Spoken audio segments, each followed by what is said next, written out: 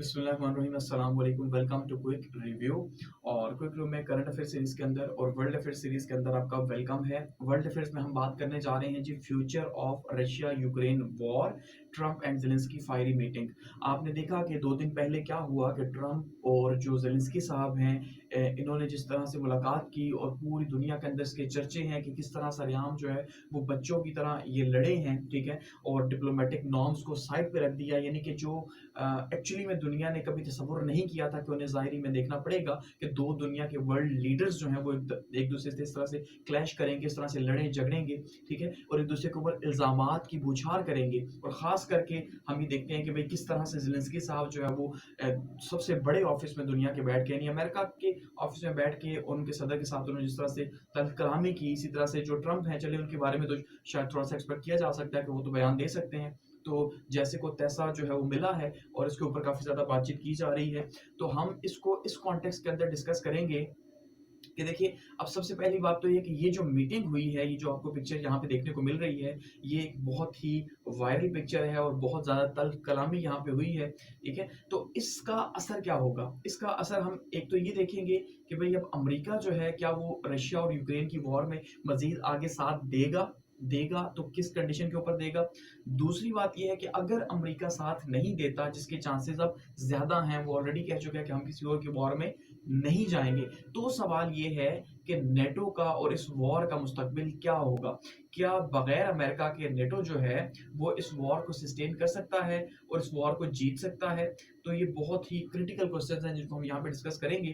तो ये जो पिक्चर है, इस पिक्चर में सबसे पहले यहाँ पे देखिए ज़ेलेंस्की साहब बैठे हैं इस ड्रेस कोड के अंदर। तो सबसे पहले तो ट्रंप ने इनके इस ड्रेस कोड को ही क्रिटिसाइज़ किया कि भई आप ये क्या पहन के आए हैं? ज़ाहिर-सी बात है, एक एक आपको पता है, एक डिप्लोमेटिक जो है ना नॉर्म्स होती हैं कि जब आप कहीं मिलने जाते हैं किसी से ऑफ़िस में, तो उसको रिस्पेक्ट देते हैं। तो ट्रंप को या अमेरिकन्स को ये लगा कि ज़ेलेंस्की जो है वो पहली मुलाकात करने आए हैं और इस ड्रेस कोड के अंदर, तो ये तो बड़ी इंसल्ट है कि उन्होंने इज़्ज़त ही नहीं दी। जैसे वो कहते हैं ना, जैसे मुँह हुआ उठा के आ गए आप। तो उस तरह से तो इसके ऊपर ट्रंप ने भी इन्हें ट्रोल किया, इसके अलावा मीडिया ने भी क्वेश्चन किया। तो उन्होंने कहा, "भई जब वॉर खत्म होगी, तो जो है मैं कोई ड्रेस पहनूँगा।" ठीक है? उसके बाद यहाँ पे जो वाइस प्रेज़िडेंट है अमेरिका के, उनकी और इनकी तलकलामी हुई। फिर उसके बाद जो है ट्रंप की और इनकी तलकलामी हुई कि भाई तुम दुनिया को थर्ड वर्ल्ड वॉर में झोंक रहे हो, ठीक है? और इसी तरह से बहुत यानी तल्ख़ बातें यहाँ पे एक-दूसरे के ऊपर की गई, इल्ज़ामात लगाए गए और पहली बार दुनिया ने ये हालात जो है वो देखे हैं, इस तरह से एक-दूसरे के ऊपर इल्ज़ामात लगाना।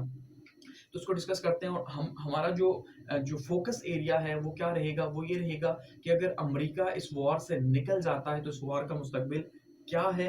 पहला पॉइंट, ठीक है? यानी कि जंग का मुस्तकबिल क्या होगा? दूसरा जो हम यहाँ पे डिस्कस करने जा रहे हैं वो ये देखेंगे कि अमेरिका अगर निकलता है तो नेटो का मुस्तकबिल क्या होगा? ठीक है?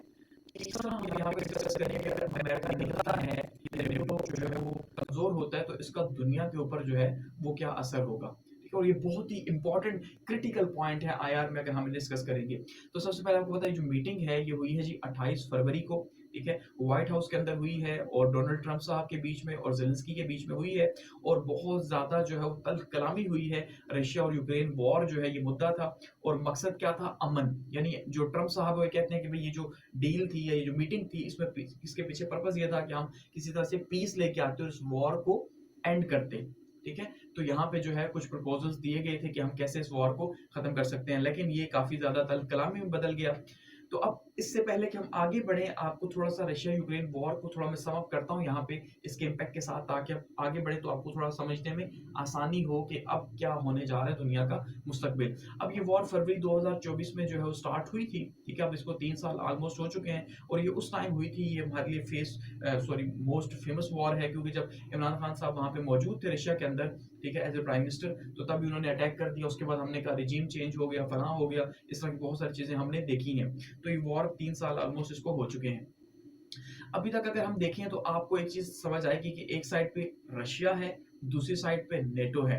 लेकिन नेटो जो है, जब भी रहा, हमने जो वॉर्स देखी हैं, नेटो का सिर्फ़ कवर इस्तेमाल हुआ, यहाँ पे असल में पीछे अमेरिका ही रहा, ठीक है? और यही इस टाइम पे ट्रंप को सबसे बड़ी तकलीफ़ थी कि यार नेटो के नाम पे अमेरिका ही पैसा लगा रहा है, अमेरिका ही एफ़र्ट कर रहा है, जबकि नेटो कंट्रीज़ खुद कुछ भी नहीं कर रहे, ऐसा क्यों है?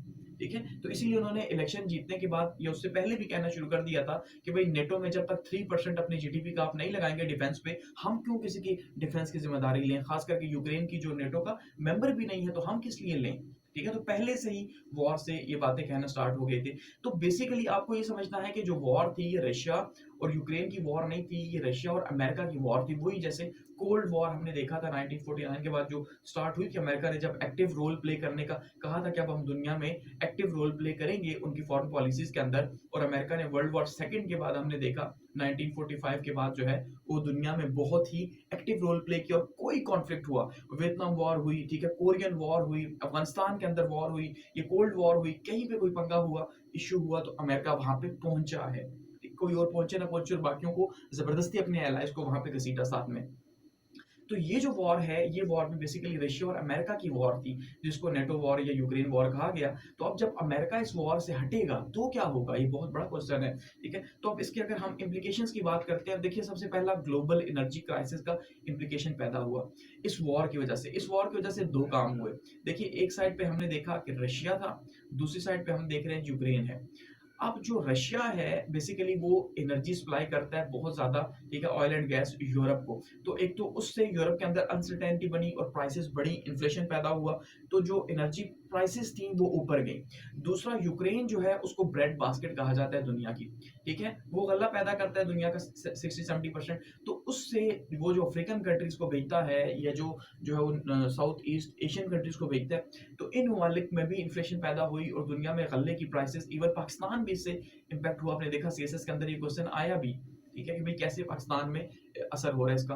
तो एक्चुअली में इसके असरात जो है पैदा हुए। सो कहने का मतलब ये है कि दोनों कंट्रीज बहुत इंपॉर्टेंट है वर्ल्ड इकोनॉमी के लिए। यूक्रेन जहां पे गल्ले के लिए इंपॉर्टेंट है, वहीं पे जो है वो रशिया जो है वो किसके लिए, ऑयल एंड गैस या एनर्जी की नीड्स को पूरा करने के लिए इंपॉर्टेंट है। तो ये सबसे पहला क्राइसिस जो है पैदा हुआ इस वॉर का। ठीक है, दूसरा क्या हुआ कि नेटो ने अपने आप को एक्सपेंड किया। तो जो नेटो है इसने अपनी पावर को मजीद बढ़ाया। एक तो एक्सपेंशन की इसने, यानी मजीद कुछ ममालिक जैसे कि फिनलैंड और नॉर्वे, स्वीडन जो है ये शामिल हुए। फिनलैंड 2023 में और स्वीडन 2024 में इसके अंदर शामिल हुए।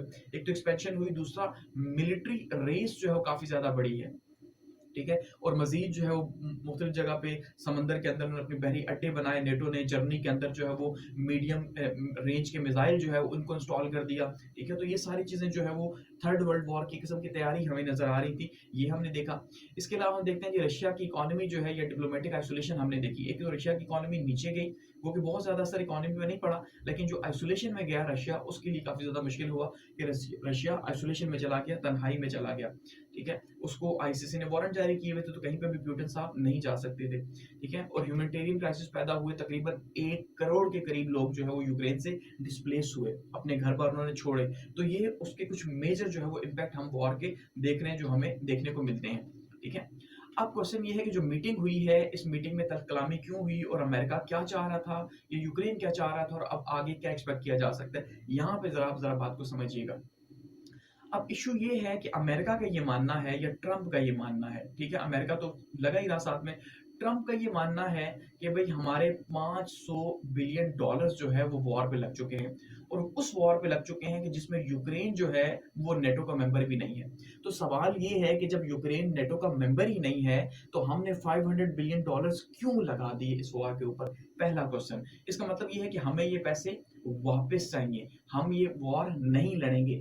अगर हम वॉर लड़ेंगे तो हमारी एक कंडीशन है, वो कंडीशन ये है कि एक तो पैसे वापस मिले, दूसरा जो फ्यूचर एक्सपेंडिचर्स हैं, ठीक है, जो वॉर के ऊपर अगले खर्चे होने जा रहे हैं, वो भी हम इन्हीं से ले, यानी यूक्रेन खुद अपने खर्चे पे करे। ये सबसे बड़ा क्वेश्चन था जो कि ट्रंप को यहाँ पे था।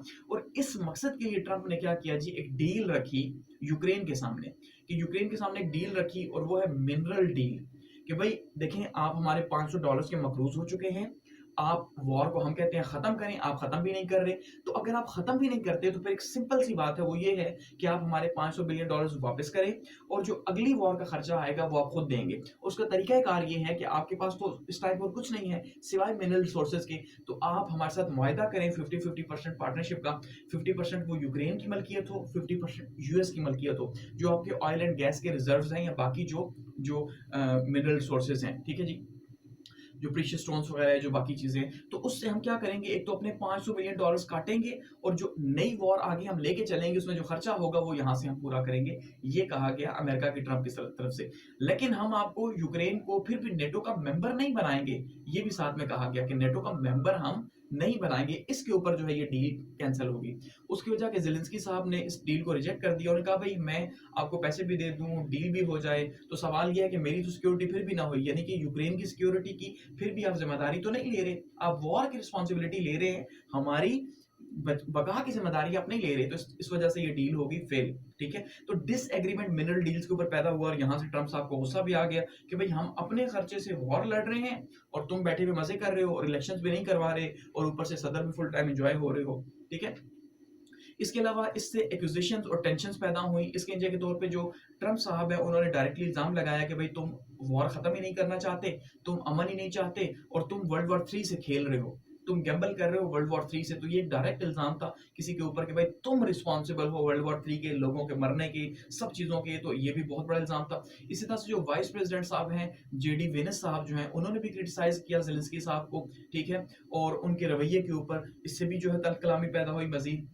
इसके अलावा अगर हम इसकी इम्प्लीकेशंस देखते हैं कि ये जो मामला पैदा हुए, अगर यूएस इससे पीछे हट जाता है, क्योंकि अब इसके नतीजे के तौर पे इस मीटिंग के जो एक फेल मीटिंग हुई है, ठीक है, और अधूरी मीटिंग हुई है, जो उन्होंने एक मुश्तरका प्रेस कॉन्फ्रेंस करनी थी पूरी इस मुलाकात के बाद, वो फेल हो गई, वो नहीं की गई। और ज़ेलेंस्की साहब ने कहा मैं अब दोबारा व्हाइट हाउस नहीं जाता, मुझे चाहे फेवर भी मिले तब भी। ठीक है, तो अब उन्होंने, अमेरिका ने भी ये कहा है कि हम री एवेल्युएट करेंगे या अपने मामलात को और देखेंगे कि क्या हमें इस वॉर में आगे जाना चाहिए कि नहीं। अब ये बहुत इंपॉर्टेंट क्वेश्चन है कि क्या अमेरिका इस वॉर में आगे चलेगा या नहीं, और नहीं चलेगा तो फिर क्या दुनिया का मुस्तकबिल है।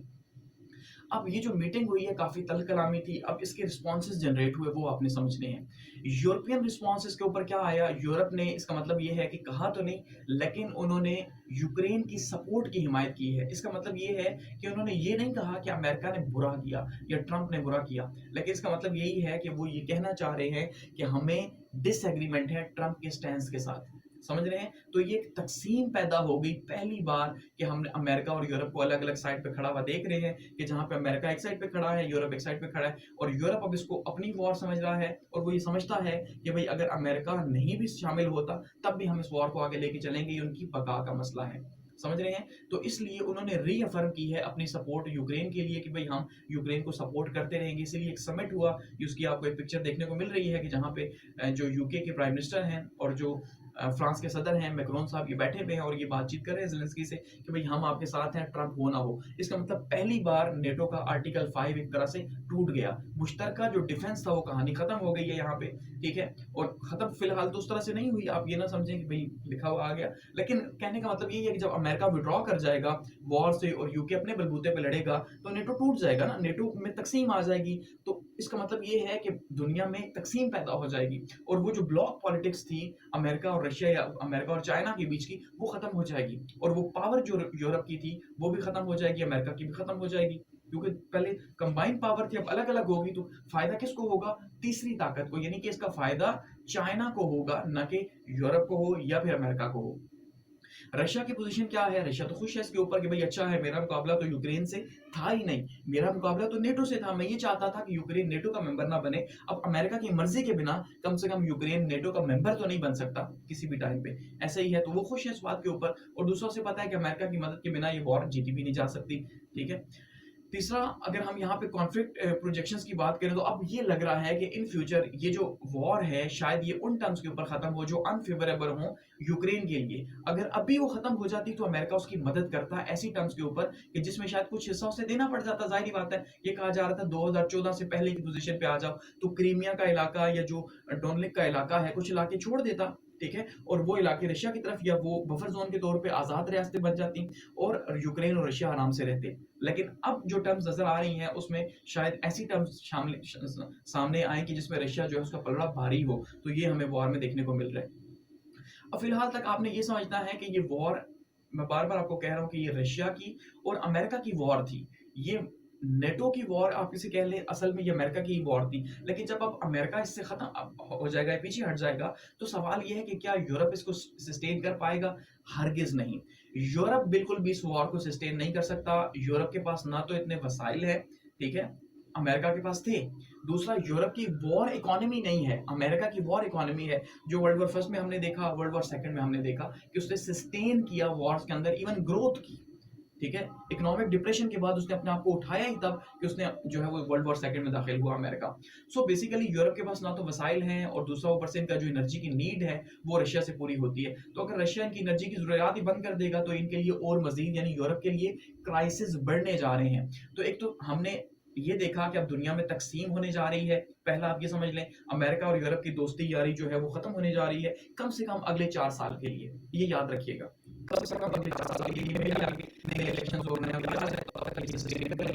दूसरा हम देख रहे हैं कि ब्लॉक पॉलिटिक्स दुनिया में वो भी खत्म होने जा रही है, फिर अगले 4 साल के लिए। तीसरा हम ये देख रहे हैं कि वेस्ट जो है उसका सूरज ग़ुरूब होने जा रहा है। हमें ये नज़र आ रहा है कि ईस्ट का जो सूरज है खास करके चाइना जो है वो ऊपर जब आपको दिखाई देगा। उसका रीज़न ये है कि अमेरिका और यूरोप मिलके पावरफुल थे। लेकिन जब अमेरिका अमेरिका कुछ करेगा तो यूरोपियन सिस्टम को बढ़ाएगा, अपनी पावर को अपने मुल्क के अंदर अपने बॉर्डर्स के अंदर इंक्रीज करेगा तो उसका बाहर इन्फ्लुएंस खत्म होगा। जब उसका बाहर इन्फ्लुएंस खत्म होगा तो एक्चुअली में चाइना का इन्फ्लुएंस बढ़ेगा। समझ रहे हैं? इससे क्या होगा, इससे इनकी ताकत तकसीम हो जाएगी। तो जब ताकत यहाँ तकसीम, पहले यहाँ पे कंबाइंड ताकत थी तो ये ईस्ट का मुकाबला कर रही थी या चाइना और रशिया का मुकाबला कर रही थी। लेकिन जब अब ताकत की तकसीम हो जाएगी तो एक्चुअली में ये फिर अकेले अकेले ना अमेरिका मुकाबला कर सकता है चाइना से अकेले, ना जो है वो यूरोप मुकाबला कर सकता है किसी सूरत में चाइना की इकोनॉमी का। तो ऐसे में चाइना की इकोनॉमी मजीद ऊपर जाएगी, ईस्टर्न कंट्रीज का उरूज आपको नजर आएगा आने वाले वक्त के अंदर या खासकर नेक्स्ट 4 ईयर्स में। ठीक है, तो ये हालात अभी फिलहाल देखने को मिल रहे हैं। अब क्वेश्चन ये पैदा होता है कि नेटो का या सिक्योरिटी जो पैराडाइम है उसमें कितना बड़ा शिफ्ट होगा। तो बहुत बड़ा शिफ्ट होने जा रहा है। सबसे पहले नेटो हो जाएगा जी कमजोर, ये याद रखिएगा। नेटो अब कमजोर होने जा रहा है क्योंकि नेटो अमेरिका का दूसरा नाम आप कह लें। लेकिन जब अमेरिका ही यहां से निकल जाएगा, विड्रॉ कर जाएगा, अगर नहीं भी करता विड्रॉ, कम से कम वो इस वॉर में इनके साथ नहीं खड़ा। तो जब वॉर में नहीं खड़ा तो फिर बाकी बहुत सारे मामलात में भी वो पीछे रहेगा। जब वो पीछे रहेगा अमेरिका तो नेटो की जो एक्सपेंशन है वो भी नहीं हो पाएगी। ठीक है, इसका मतलब इसकी एक्सपेंशन भी कम हो जाएगी, पहला पॉइंट। दूसरा, इसकी जो मिलिट्री पावर है अमेरिका के बिना वो भी अधूरी रहेगी, वो भी कम हो जाएगी। तो स्ट्रेटेजिकली जो है वो चाइना या रशिया को फायदा होगा इस चीज का, या इंडिया है जो दूसरी ग्रोइंग इकोनॉमीज है उनको फायदा होगा कि उनको हर जगह जो रोका जाता था सिक्योरिटी के नाम के ऊपर और वेस्टर्न वर्ल्ड ऑर्डर के नाम के ऊपर, वो नहीं रोका जाएगा और इनको एक फ्री हैंड मिल जाएगा। तो इससे नेटो का फ्यूचर जो है बहुत ज्यादा खतरे में आ चुका है। ठीक है, अब मजीद क्या होगा कि यूक्रेन को जब अमेरिका की मदद नहीं मिलेगी, जाहिर बात है अब अमेरिका ने मदद तो नहीं देनी, इतनी इंसल्ट के बाद अगले 4 साल तो उम्मीद नहीं रखी जा सकती कि यूक्रेन की हेल्प होगी। ठीक है, तो यूक्रेन की हेल्प नहीं होगी तो एक्चुअली में यूक्रेन की हेल्प के बिना, उसकी इमदाद के बिना ये जंग कितना आगे जा सकती है बहुत मुश्किल है।